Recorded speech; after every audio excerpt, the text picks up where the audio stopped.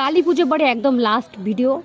কালী পুজো বাড়িতে কী খেয়েছি তারই ভিডিও নিয়ে চলে এসেছি। প্রচুর বড় প্যান্ডেল করেছে খাওয়ার, একদম এখানে তো রান্নাবান্না চলছিল, আর দুটো বড় বড় প্যান্ডেল খাওয়ার করেছে।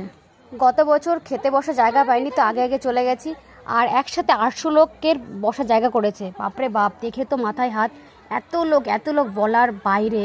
তোমরা দেখতেই পাচ্ছ ভিডিওতে কত লোক এখানে দেখো খাচ্ছে একসাথে। এই প্যান্ডেলটা জায়গায় পাইনি, তো পাশের প্যান্ডেলে চলে গেছি।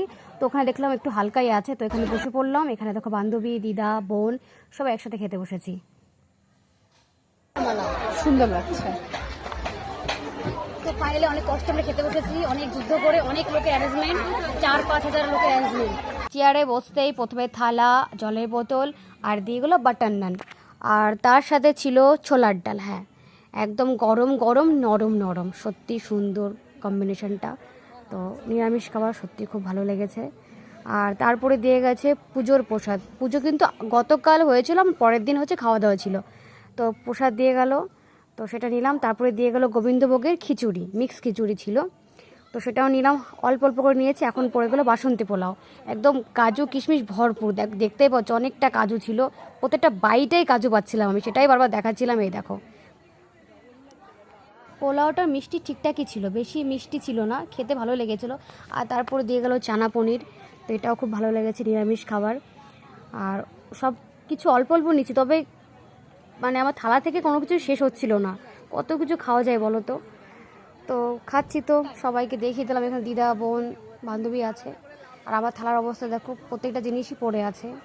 আর অনেকটা পরিমাণ পনির দিয়েছে, সেটাও দেখাচ্ছিলাম, অনেকটা পরিমাণ পনিরও দিয়ে গেছে।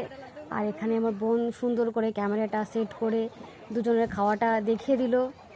তো এত স্পিডে খাচ্ছিলাম না, ভিডিওটি একটু স্পিড করা হয়েছে, না হলে দেখতে দেখতে আপনাদের ভীষণ একঘেয়েমি হয়ে যাবে।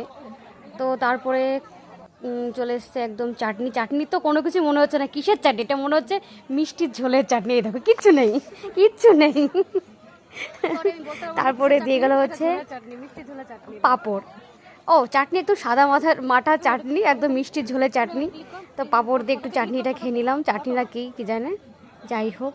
তো তারপরে পড়ে গেল পায়েস, গুড়ের পায়েস, তো সেটা খেয়ে একদম ভিডিওটি, মানে খাওয়ার ভিডিওটি এখানেই শেষ করছি।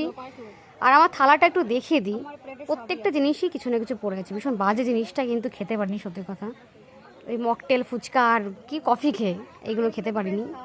যাই হোক, সরি সবার কাছে, এটা তো ঠিক না। এখানে বান্ধবী দেখো অনেকটাই খেয়ে ফেলেছে, আর খাওয়া হয়ে গেছে। আর এখানে ব্যবস্থাটা খুব সুন্দর করেছে, এমনটা অনেকে করে না।